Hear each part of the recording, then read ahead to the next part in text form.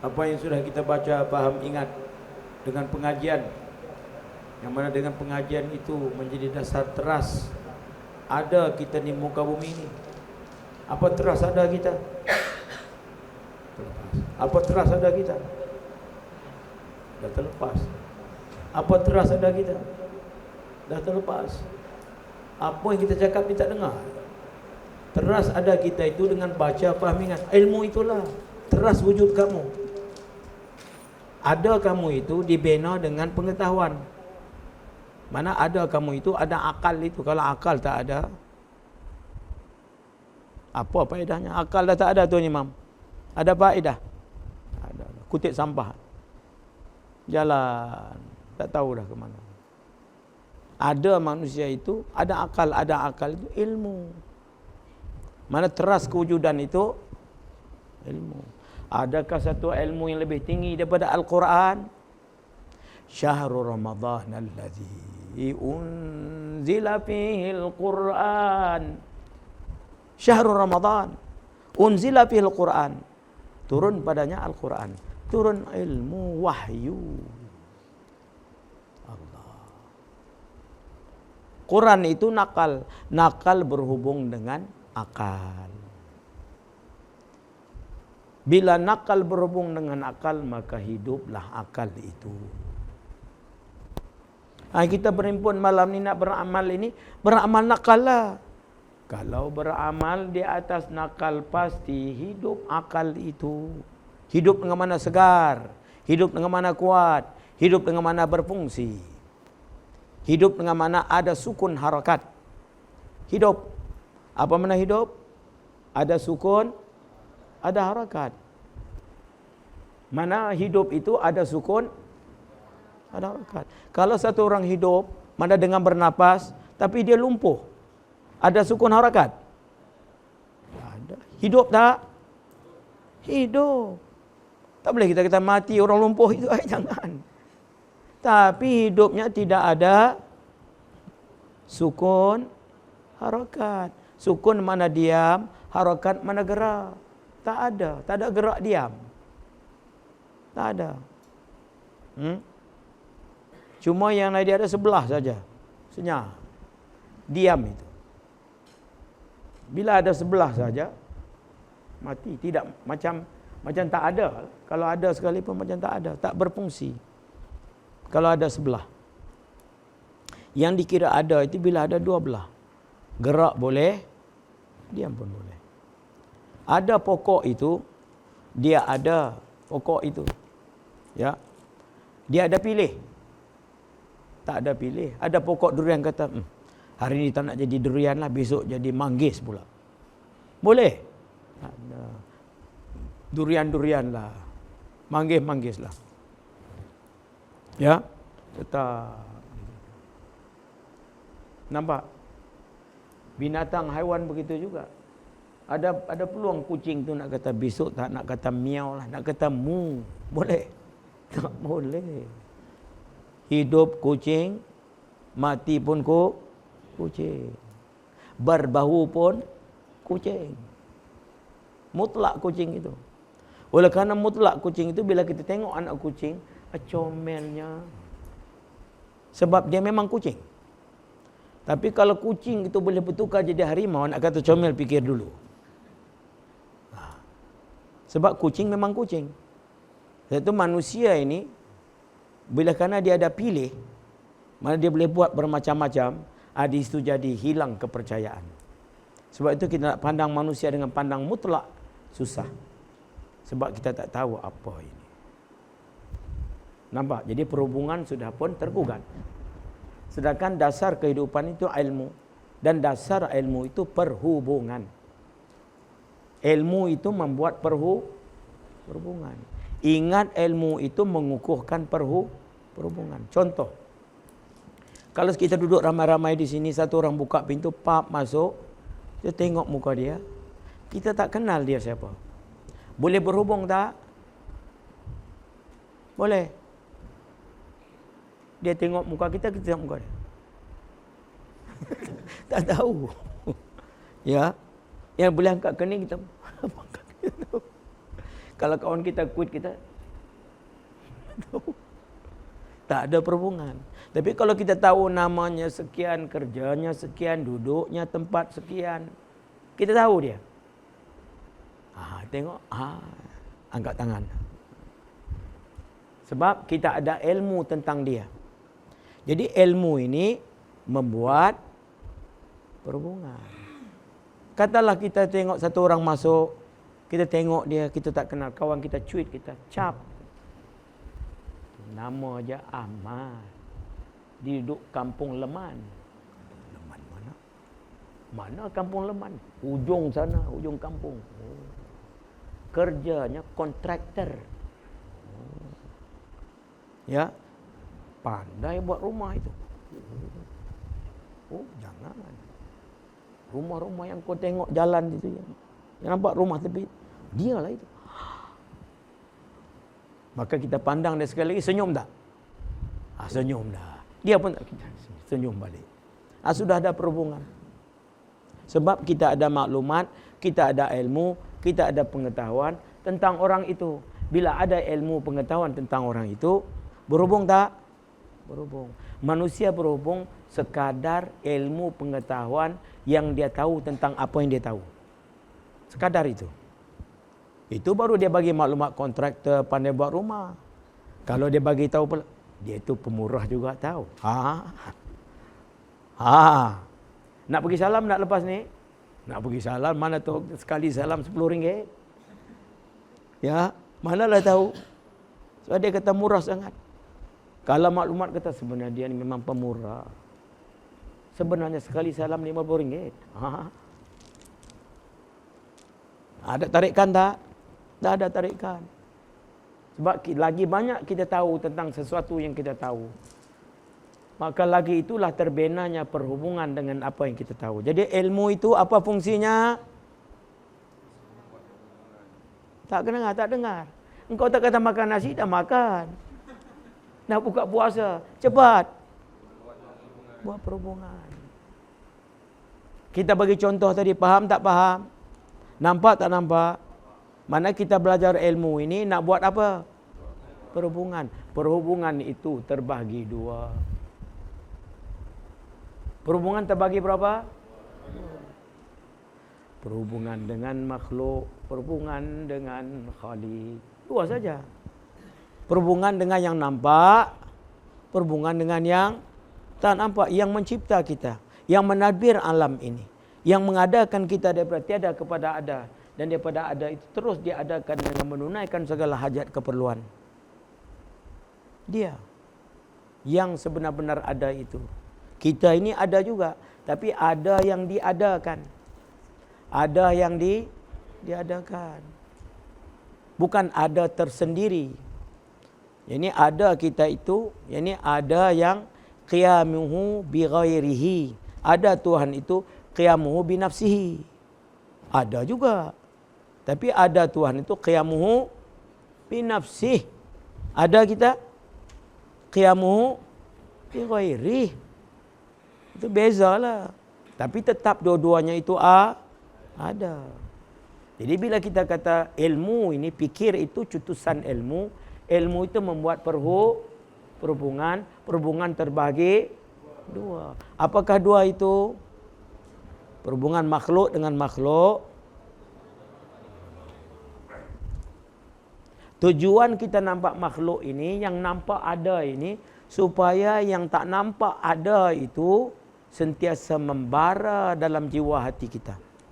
Sehingga perhubungan kita dengan yang nampak ini mencetuskan perhubungan dengan yang tak nampak. Itu tujuannya. Selagi mana kita nampak makhluk, sepatutnya selagi itulah kita ingat Khalik. Tapi berlaku tak berlaku macam itu? Tak berlaku. Kenapa tak berlaku? Karena manusia dia akan membuat perhubungan mengikut apa yang dia tahu dan apa yang dia ingat tentang apa dia tahu. Ingat. Kita dah belajar, makhluk mananya, itu makhluk ni lagi mana kita buat perhubungan makhluk supaya berhubungan dengan Khalik. Tapi bila kita pandang makhluk, kita tak ingat itu. Bila tak ingat, kamu akan berhubung dengan apa yang kamu ingat. Itu yang tak jadi-jadi itu Tuan Imam. Dia tahu lain, dia tak ingat apa yang dia tahu itu. Dia ingat sebelah. Dia ingat satu bahagian, satu nauk. Satu bahagian lagi, dia abaikan, dia cuaikan. Dia lalaikan. Itu panggil ghaflah lah. Ghaflah ini, bila kita lihat makhluk, makhluk itu tidak memperingatkan kita kepada Khalik yang mencipta makhluk itu. Itu dia panggil ghafilun. Ghaflah. Ya, zakirun, orang yang ingat ini, bila dilihat makhluk, teringat, oh ya, itu zikir. Itu mana zikir? Kita kalau nak jadi ahli zikir, tengok makhluk mesti, tengok dunia mesti ingat akhirat. Itu zikir. Tapi tengok dunia tak ingat pun akhirat. Tengok dunia nampak dunia juga. Ya, itu bila kalau begitu, tak hiduplah itu. Mana perhubungan kita itu tidak selaras dengan ilmu yang kita terangkan. Tujuan ilmu yang kita baca, yang kita faham, yang kita ingat, yang kita baca faham itu supaya terjalinnya perhubungan. Apa tujuan ilmu? Tak tergamam. Jadi tahu ilmu itu membina perhubungan. Ingat ilmu itu mengukuhkan perhubungan itu. Dua lah. Tahu ilmu menjalin, membina perhubungan. Ingat ilmu mengukuhkan perhubungan. Contoh, tadi kawan tadi masuk, kita tengok, kita tak tahu, kawan kita bagi tahu namanya kontraktor, namanya sekian, kerja kontraktor, dia pemurah. Kita dah tahu. Lepas 3 bulan, 4 bulan, dia pun hilang. Masuk 10 bulan yang kedua, dia timbul pula. Kita tengok. Sebab kita tak ingat. Bila tak ingat, dia tidak mengukuhkan perhubungan tadi. Tapi kalau kita ingat, tahu ilmu, buat perhubungan. Ingat ilmu, menyatu padukan, mengukuhkan perhubungan itu. Jadi kalau kita nak menyatu padu, nak mengukuhkan perhubungan kita dengan Allah, mesti ingatlah. Ingat apa? Ingat bila tengok makhluk, maknanya tempat kita ingat Khalik. Tengok dunia, tempat kita buat kukuh perhubungan dengan akhirat. Amalkan selalu. Lama-lama jadilah. Tapi kalau kita buat seminit, 2 minit, 5 minit, lagi ratusan minit tak buat, tak ada lah. Kamu jadi apa yang kamu amal. Kamu akan jadi kamu apa yang kamu buat. Jadi apa yang kamu pikir, apa yang kamu rasa, apa yang kamu buat. Sebab hakikat kamu itu 3. Pikir, rasa, buat. Pi, ra, bu. Pi rabu. Pi pikir, ra rasa, bu buat. Itu hakikat kamu. Apa yang kita pikir, apa yang kita rasa, apa yang kita buat. Ya. Jadi dasar kewujudan diri, dasar ada kita ini, apa tadi kita terangkan? Ada gitu apa dasarnya? Baca, faham, ingat. Baca, faham, ingat. Baca, faham, ingat itu ilmu lah. Ilmu itu tafakur lah itu. Tafakur, kita senantiasa berpikir. Pikir itu mana? Pencerahan. Pencerahan itu mana? Ilmu. Penerangan. Sehingga kalau sesuatu yang berlaku di depan biji mata kita, atau berlaku pada pendengaran telinga kita, yang tak jelas apa itu, kita akan timbul soal. Kalau kita duduk dalam rumah, duduk dalam bilik, dia bunyi krik, krik. Tak pernah dengar seumur hidup kita dalam rumah kita bunyi krik, krik. Tiba-tiba bunyi. Curiga tak? Curiga atau tidak? Sebab tak terang, tak jelas, tak nyata bunyi apa itu. Tapi kalau bunyi krik-krik, kita tahu, oh itu cengkerik. Ada terkacau? Ada terusik? Ada, dah tahu. Jadi apa juga yang kita dengar, yang kita saksi, yang tak jelas, yang tak terang, tak jelas, tak nyata, yakni tak tahu. Bila tak tahu, akan timbul. Kita uprise sikit kita punya pendengaran. Kita buka sikit kita punya bulb, kita punya lampu dalam pemikiran. Nak tahu apa itu. Nampak? Jadi keadaan manusia ini sentiasa dia fikir dengan mana pencerahan dengan mana nak tahu. Mana tahu di sini terang jelas nyata. Kalau apa juga kita depani sama ada pendengaran, penglihatan yang tak terang, tak jelas, tak nyata, maka kita nak tahu benda apa itu. Tapi kalau sudah terang, sudah jelas, sudah nyata, ini ilmu. Ilmu maknanya terang, jelas, nyata. Apa makna ilmu? Bila terang jelas nyata apa? Apa yang terang, apa yang jelas, apa yang nyata? Terang jelas nyata tentang benda itu manfaat atau mudarat. Benda itu untung atau rugi. Benda itu baik atau jahat. Benda itu menguntungkan atau merugikan. Itu yang terangnya, itu yang jelasnya, itu yang nyatanya. Kalaulah pengetahuan kita mengatakan datang di Baitul Nur menyebabkan kita semua akan kena COVID. Nak langkah datang? Nanti dululah. Sebab ada mudarat. Tapi kalau pengetahuan kita mengatakan datanglah beramai-ramai di Baitul Nur, kamu akan jadi sihat sejahtera. Oh, ringan kaki nak datang itu. Semangat saja. Bahkan kalau kau datang sekali di Baitul Nur itu, pasti imuniti anda akan naik meningkat kuat, COVID pun kalah. Hai, nak datang lagi. Nampak? Mana pemikiran manusia, pencerahan manusia, akal manusia, ilmu manusia itu. Bila dia membuat pencerahan, ada kaitan dengan untung rugi, manfaat dan mudarat. Itu sentiasa naluri. Tak kira engkau mukmin, engkau orang beriman, ataupun engkau tidak beriman. Tak kira siapa engkau, asalkan engkau ada akal. Akal engkau sentiasa scan environment engkau. Dan scanning environment itu ada kaitan dengan untung rugi, manfaat, mudarat. Sentiasa.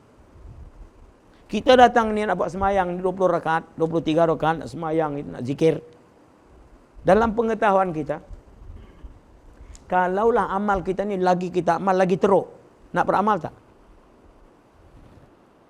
Yalah memang kita beramal lagi teruk pun ada juga. Walaupun itu memang kenyataan, lagi beramal lagi teruk juga. Ya, tapi beramal juga. Sebab kita kata ya teruk pun teruk lah.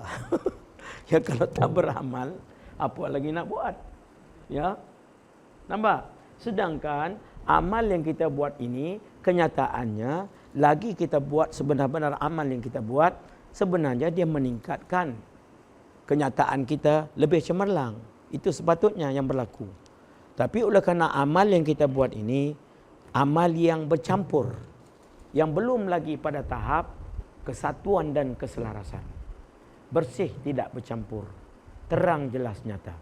Kalau kita mengamalkan satu yang kita amal itu mendasarkan terang jelas nyata, bersih tidak bercampur, kesatuan dan keselarasan. Kalau itu yang kita buat, pastilah akan timbul kekuatan diri, kekuatan jati diri itu. Sebab apa yang kita belajar, apa yang kita baca, faham, ingat. Turunnya Al-Quran itu syahrul Ramadan alladzi unzila fihi Al-Quran. Padanya itu turun Al-Quran. Ini turun penerangan-penerangan ilmu. Dengan penerangan ilmu itu dikuatkan pikiran manusia. Diterang jelas nyatakan pikiran manusia yang manfaat, diterang jelas nyatakan pada pikiran yang mudarat. Diterang jelas nyatakan perasaan yang merosak dia dan perasaan yang membina dia. Diterang jelas nyata pada perkataan dan perbuatan yang membantu, yang mengukuh kuat dia dan yang melemah dia. Ini turunnya Al-Quran itu turun supaya jadi manusia itu maju cemerlang. Turunnya Al-Quran itu supaya manusia dapat paham kebenaran dan kesalahan. Turun Al-Quran itu supaya manusia itu bebas dari apa juga belenggu-belenggu yang menyebabkan dia tidak maju. Bebas. Jadi turunnya Al-Quran itu turun kebenaran, kecemerlangan, kebebasan. Jadi kalau itulah maknanya turun Al-Quran, maknanya Al-Quran itu makna itu. Bila kita ingat sejak Al-Quran, apa yang kita ini ingat? Kebenaran, kecemerlangan, kebebasan. Siapa tak nak itu angkat tangan? Semua orang tak.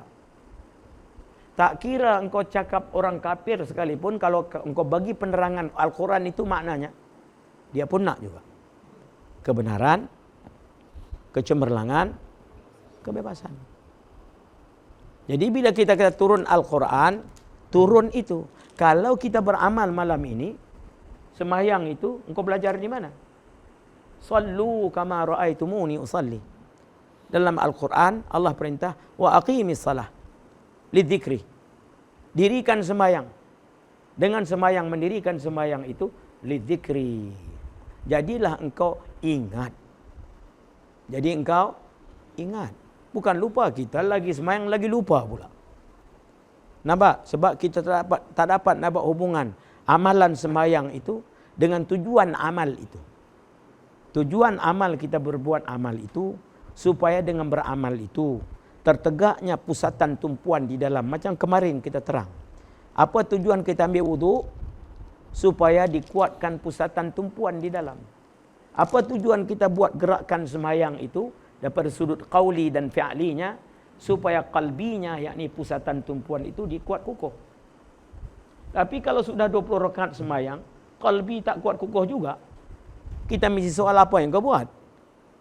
Tujuan engkau buat sembahyang itu supaya qalbi itu dikuat kukuh.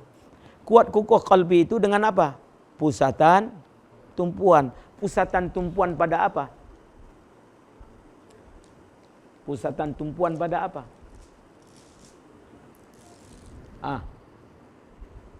Pada apa? Pegangan kepercayaan. Pegangan kepercayaan pada apa? Pada Allah. Apa maknanya Allah itu?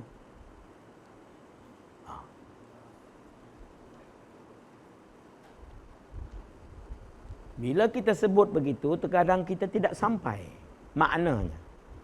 Sebenarnya bila kita kata pusatan tumpuan pada apa? Kita pusat tumpukan kepada sesuatu yang pasti akan memberi kepada kita rahmat, nikmat.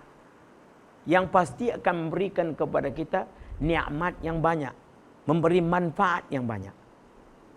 Manusia tidak mau tumpu sesuatu dengan tumpuan itu berlaku padanya mudarat. Nak kita buat satu amal, dengan kita amal itu bertambah teruk. Karena amal yang kita buat ini, lagi kita buat, dia akan meningkatkan kecemerlangan kita, meningkat kukuhkan kebenaran, dan meningkat kukuhkan kebebasan. Sebab kenyataan amal bila kita buat qauli dan fi'li, dia mengukuhkan qalbi. Sedangkan qalbi ini organ yang paling penting dan terpenting dalam tubuh manusia, qalbu. Inna fil jasadi mudghah. Di dalam tubuh anak Adam itu ada mudghah, ada segumpal daging. Wa iza fasadat fasada jasadu kulluh. Apabila rosak daging itu, rosaklah keseluruhannya. Wa iza salahat salahat jasadu kulluh. Apabila baik daging itu, baiklah keseluruhan manusia itu. Ala, ketahuilah, wahyal qalb, itulah hati, itulah jantung.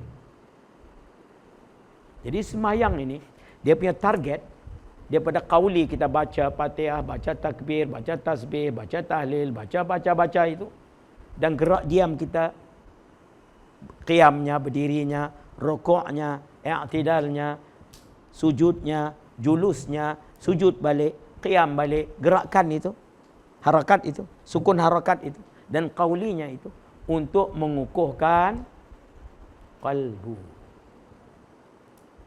Allah. Tidak ada satu amalan di atas muka bumi ini yang boleh memberikan sepenuhnya kekuatan qalbu. Tak ada. Sebab amalan salah ini diambil daripada 7 petala langit. Apa yang disaksikan oleh para malaikat itu. Jadi bila kita sembahyang saja Allahu Akbar, gegarannya terus sampai kepada 7 petal langit. Turun hujan rahmat, ni'matan, takrimatan wa maghfiratan. Tak berhenti. Kalau kita ingat itu, nak pergi sembahyang ini buat apa? Rahmat, nikmat, takrimatan wa maghfiratan. Mana aku sembahyang lagi, mana aku sembahyang, rahmat hujan itu turun bercucuri. Seronok tak? Tapi kalau kita tak ingat itu, bila ingat sembahyang, kau nak bagaimana sembahyang? Apa mana sembahyang? 20 rakaat. Wah. Apa mana 20 rakaat? Dengan tuan sih pula memang panjang. Nampak makna-makna yang dia bagi itu? Makna yang dia berikan pada sembahyang itu dah berat dah. Dah lah sembahyang itu dah rasa berat. Ya, dia taruh makna berat lagi pula. Agak-agak boleh angkat tak? Masuk rakaat pertama, okey lagi. Masuk rakaat yang ke-6, mata dah kecil, mata akan sebat. Dah jadi lain macam, dah jadi kelabu dah. Ya, kok mana ini? Kita katuk lampu pula gelap lah, tidur terus ini. Ambil kesempatan pula. Ya. Orang katuk lampu itu nak khusyukkan sembahyangnya itu. Dia khusyuk sungguh. Sampai berbunyi pula zikir itu. Ya. Zikirnya punya agak pelik sikit. Ya. Nak kata bunyi subhanallah pun bukan. La ilaha illallah pun bukan. Bunyi panjang ren. Ya. Kita punya dia apa pula bunyian ini? Nampak itu. Jadi ini kita mesti faham. Mesti kita ingat. Ilmu, bila kita sebut ilmu, sudut ilmu itu, mana penerangan, penjelasan. Dengan penerangan, penjelasan itu, berlakulah perhubungan. Ingat ilmu itu mengukuhkan perhubungan. Sedangkan manusia ini, siapa yang boleh terkeluar daripada tak ingat langsung, angkat tangan. Kalau tak ingat langsung, kena panggil pen putih cepat, dia dah tak ingat. Manusia memang ingat. Cuma ingat pada apa? Itu saja. Tapi tapak ingat sudah ada. Kita memang ingat. Cuma kita nak didik, bentuk, corak, bendung. Hala tuju, ingat itu. Kepada tepat sasarannya. Kemampuan buat itu. Maka mampu tak mampu satu insan manusia duduk di muka bumi Allah 10 tahun, 20 tahun, 30 tahun, 40 tahun dan seterusnya tahun itu. Mampu atau tidak dia mengguna pakai langit, bumi, mata, telinga, semua yang disusun atur itu. Supaya dengan susunan alam, aturan alam ini. Susunan ada dia daripada tiada kepada ada itu. Susunan itu. Dengan susunan-susunan itu dapat dia didik, bentuk, corak, bendung. Hala tuju pusatan tumpuannya tetap dengan yang memberi itu. Sehingga rasa lazat, rasa manis, rasa kuat bila ingatan dia ada tujukan kepada yang satu. Mampu atau tidak, boleh buat ataupun tak boleh. Boleh buat. Tinggal lagi buat tak buat. Itu saja. Kita nak kata tak boleh, tak betul. Memang boleh. Tinggal lagi buat ataupun itu saja. Dan kalau buat pula, berapa lama engkau buat? Berapa lama dapat kita pegang pusatan tumpuan itu? Sekira-kira mendepani usik, ganggu, kacau, tidak membawa kepada bercerai roboh pikiran kita, perasaan kita, perkataan, perbuatan yang menyatu padukan, mengukuhkan pusatan tumpuan pada yang satu, hal keadaan tumpu pada pusatan yang satu itu mengeluarkan cita rasa seronok suka, senyum kasih, gembira bahagia. Bukan tumpu saja, bukan ingat saja. Ingat yang disertai dengan keluarnya syuur, keluarnya awatif, keluarnya rasa-rasa yang gembira dalam hati itu. Kenapa gembira? Karena kenang, ingat, bayang pemberiannya sentiasa yang banyak itu. Wa in ta'uddu ni'matallahi la tuhsuha. Jikalaulah kita nak menghitung pemberian Allah, la tuhsuha, tak mampu. Lantaran banyaknya pemberian itu. Tak mampu kamu nak hitung. Satu nikmat saja kalau kita nak hitung tak mampu. Nikmat bulu mata ini saja. Bayangkan kalau bulu mata itu tak ada. Allah. Wa in ta'uddu ni'matallahi la tuhsuha. Tidak mampu. Lantaran banyaknya kita berada dalam lautan nikmat. Kita berada dalam lautan pemberiannya. Dan pemberiannya itu nikmat. Apa mana nikmat? Minggu lepas kita belajar. Apa mana nikmat?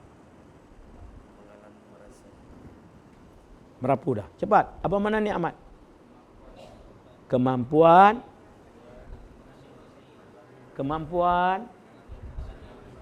untuk mengalami merasai. Mengalami merasai itu apa? Sama ada manis ataupun pahit. Kemampuan itu.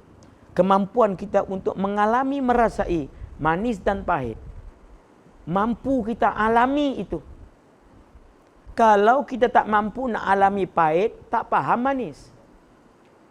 Ada pahit itu, mana kontras bagi manis, menyebabkan kita faham manis.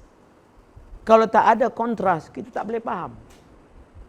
Itu dia panggil hikmah, wisdom. Allah jadikan alam ini kontras.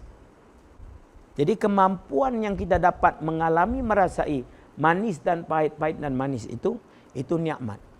Maknanya kemampuan kita untuk mengalami merasai pahit dan manis, yang mana pahit dan manis itu 99, pahit itu 1. Manis berapa persen Tuan Imam? Pahit berapa? 1. Dan dijadikan pahit itu supaya manis bertambah manis. Kalau tidak tak faham, tak komplit. Jadi kalaulah itu maknanya Tuhan jadikan dalam alam ini ada manis, ada pahit, ada manis. Dan manis itu Tuhan jadikan kulli.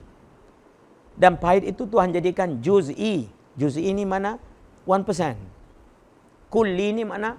99%. Kalau kita hitung kira hidup kita daripada awal sampai 70 tahun kita mati, banyak orang itu alami dan rasai dalam kehidupannya banyak manis daripada pahit. Puratanya memang manis banyak, tak boleh komplain. Memang dia ada sakit, memang dia ada demam, memang dia ada susah, tapi purata keseluruhannya manis senang itu lebih banyak daripada pahit. Sedangkan pahit yang dia sakit itu, manis itu bertambah manis. Kalau dia tak sakit, dia tak tahu nilai kesihatan. Dia tak tahu nak menilai. Tapi bila ada sakit, dia nilai. Jadi, nilai, harga nilai mutu apa yang dia ada sebalik yang dia rasa itu meningkat. Maknanya, bila berlaku sesuatu yang tak baik itu mengisyaratkan benda yang baik dia hendak itu, mutu, harga nilai mutu itu akan meningkat lagi. Allah. Kalau begitu keadaannya, kemampuan untuk mengalami, merasai sama ada pahit atau manis, 1. Dan pahit manis itu banyak, pahit itu sedikit. 2. Kemudian itu mampu untuk ingat yang kita alami, rasai antara pahit dan manis dan pahit itu manis lebih banyak. Dan itu mutlak daripada Allah. Itu nikmat. Kemampuan untuk kita mengalami, merasai manis itu bukan daripada siapa-siapa. Tidak ada tangan kedua. La syarikalah. Mutlaqan af'alnya. Mutlaqan. Sehingga dikatakan seteguk air kita nak minum ini. Kalau air itu nak masuk dalam mulut kita, air itu sudah tercatat nama kita di situ. Kalau kita nak makan buah manggis umpamanya, buah manggis pada pokok sekian, kampung sekian, sudah tercatat nama awak. Selagi mana manggis tidak sampai di mulut, siapa tak boleh kacau manggis itu? Allah. Begitu spesifik, begitu detail. Allah. Kalau begitu sekali, itu orang kasih atau orang benci pada kita itu?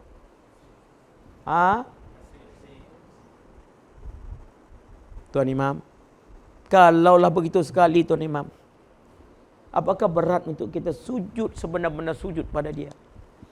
dengan keadaan tak nak pergi mana-mana lagi.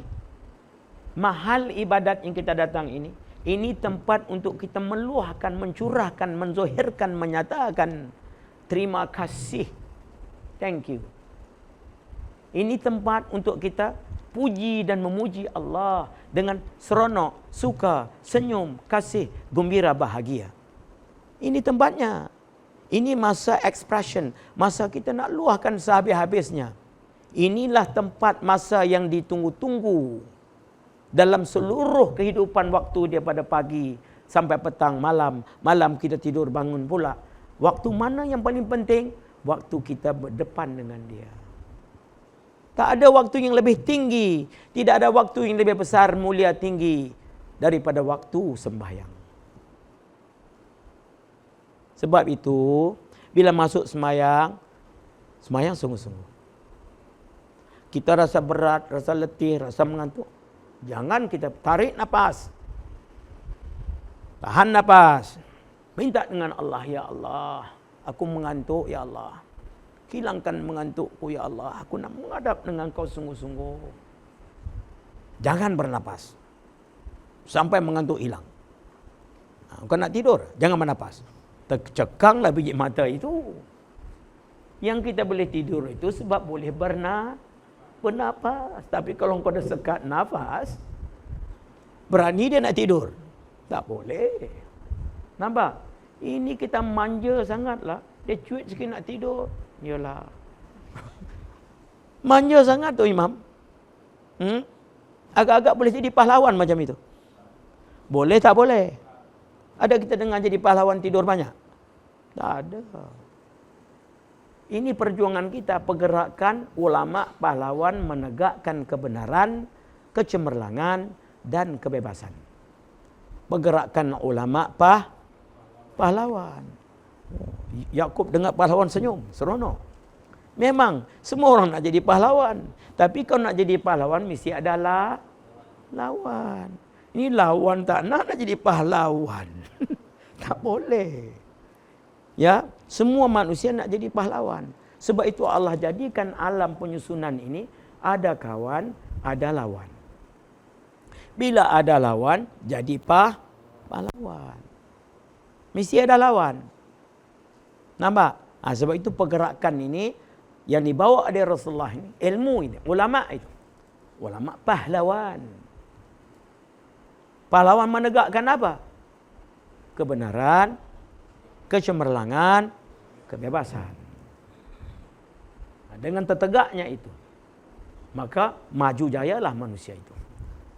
Maka apakah platformnya, apakah terasnya kita nak tegakkan kebenaran, nak tegakkan kecemerlangan, nak tegakkan kebebasan itu? Apakah terasnya? Terasnya pikiran kita, perasaan kita, perbuatan kita. Maka kita kena didik bentuk corak bendung hala tuju pikiran kita dengan ilmu tauhid. Didik bentuk corak bendung hala tuju perasaan kita dengan ilmu tasawuf.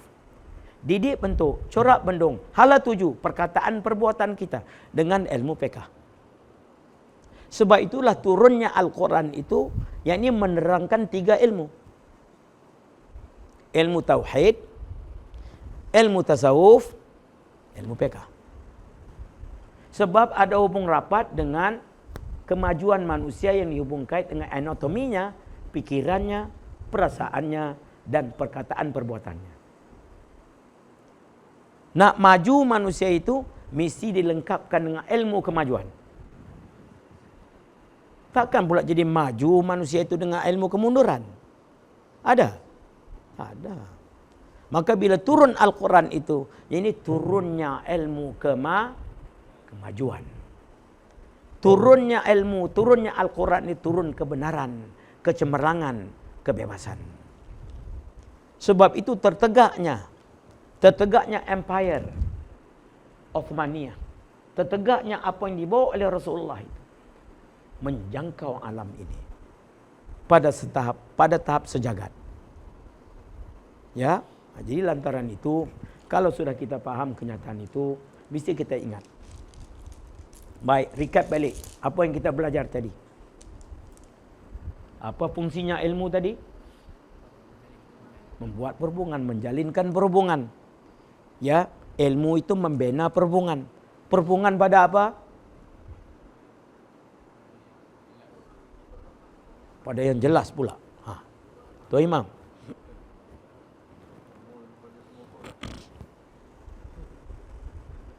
Yakub pun dah gelak dah. Macam mana itu? Perhubungan pada mengukuhkan pula. Siap. Apa yang dua itu perhubungan? Dengar Tuan Imam jawapannya. Perhubungan itu dua. Perhubungan makhluk dengan makhluk dan perhubungan makhluk dengan Khalik. Itu. Perhubungan terbagi pada dua. Ya. Mesti ingat. Bila kita benakan perhubungan itu, lagi kita bina perhubungan kita dengan Khalik, lagi bertambah keadaan kita itu segar. Tapi kalau perhubungan kita dengan Khalik sudah lemah, perhubungan kita hanya dengan makhluk sahaja, maka perhubungan itu tidak sehat. Orang kalau nak sehat, mesti bina dua perhubungan. Perhubungan makhluk dengan makhluk, perhubungan makhluk dengan Khalik. Baik, siapakah yang paling mahir berhubung makhluk dengan perhubungan dengan makhluk itu? Dia terus terhubung dengan Khalik. Siapa yang paling mahir buat begitu? Rasulullah. Nampak? Dia yang paling mahir. Kita belajar pada dia lah. Dia ada tak ada sahabat tabi'in, tabi'in sampai kepada ulama. Ini ulama yang nak menegakkan ya perjuangan ini, pergerakan pahlawan ini. Ya, pergerakan pahlawan yang nak menegakkan kebenaran, kecemerlangan, kebebasan. Kebenaran itu apa maknanya? Apa hubung kait dengan kehidupan kita dan kebenaran ini? Kita kalau dalam satu keluarga ada satu orang saja tidak benar dalam keluarga itu. Tidur malam lelena tak?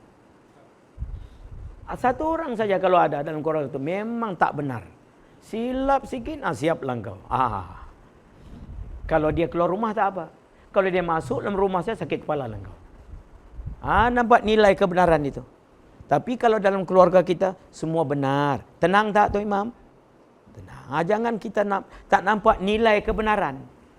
Kebenaran ini nilai yang paling tinggi. Harga nilai mutu yang paling tinggi dalam hidup dan kehidupan ialah nilai kebenaran.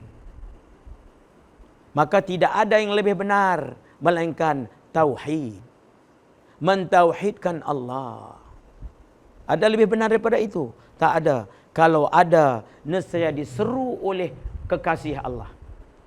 Tapi tidak, kedatangan kekasih Allah menyeru umat, wahai manusia, ya ayuhan nas, qulu, kata olehmu, la ilaha illallah. Tauhid tak itu? Tauhidlah. Tauhid itu makna kebenaran. Al-haq. Haklah itu, bukan batil. Akal kita, perasaan kita, perkataan, perbuatan kita, keseluruhan diri kita ini kasih cenderung kepada kebenaran. Hatta lanun di laut sekalipun, walaupun dia itu memang tak benar, tapi orang kanan dia mesti kena benar.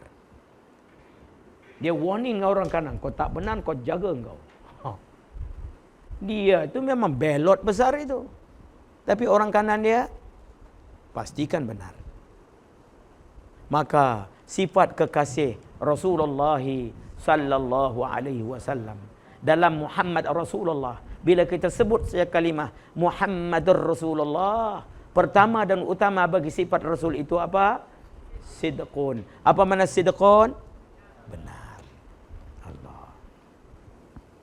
Benar. Kebenaran itu memang naluri. Sebab itu kalau satu orang kita kata engkau ni memang tak benar. Walaupun memang kita tak benar, tapi rasa tak sedap juga. Memanglah engkau tak benar dah. Tapi bilang engkau ni memang tak benar. Kiat kepala itu nak terima itu. Jadi memang dah tak benar dah. Ya, tapi kalau orang kata belakang kampung, depan kampung, tak benar. Panas juga telinga itu. Hanya memang dia tak benar. Itu nak menunjukkan kasihnya manusia kepada kebenaran. Benar. Ya. benar ini dia menyebabkan kita tidur lena. Sebab tu kalau kita menjalani kehidupan dengan dasar kebenaran, yang jadi kita sakit kepala, sakit urat tu ada tak benar itu. Kalau kita benar, tenang. Ya, baiklah, mudah-mudahan dengan penerangan itu kita sampai kepada mercu gerbang, pintu gerbang yang membawa kepada keredaan Allah Subhanahu wa taala.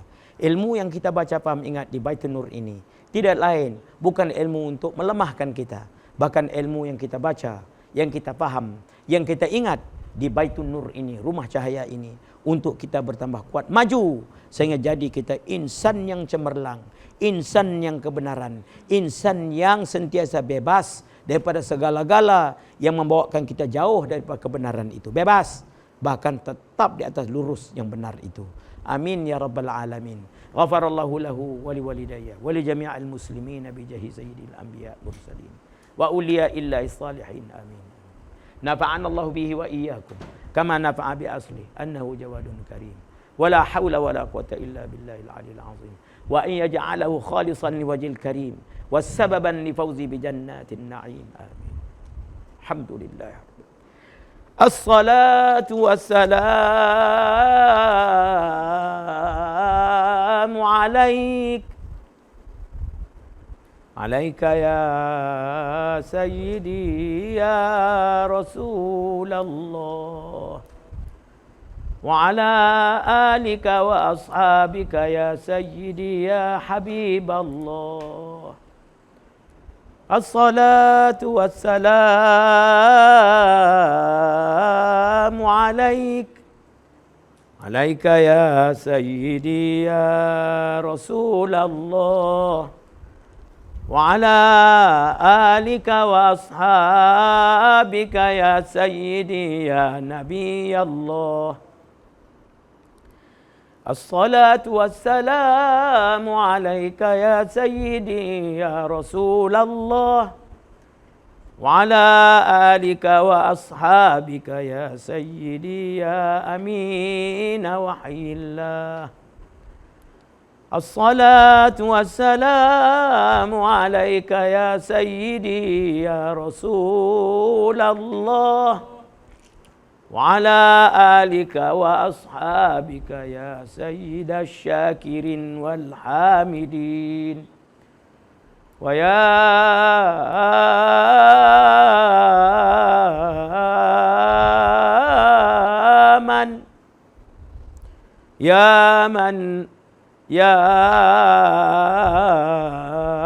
من الذي تنحل به العقد وتنفرج به الكرب وتقضى به الحوائج وتنال به الرغائب وحسن الخواتم ويستسقى الغمام بوجهه الكريم وعلى آله وصحبه في كل لمحة ونفس بعدد كل معلوم لك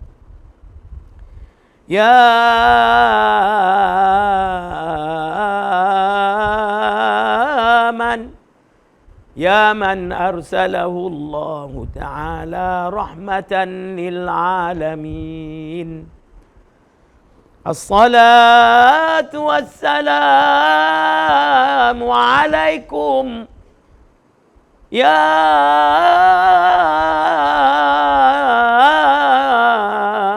أنبياء الله أجمعين والحمد لله رب العالمين. قامت الصلاة.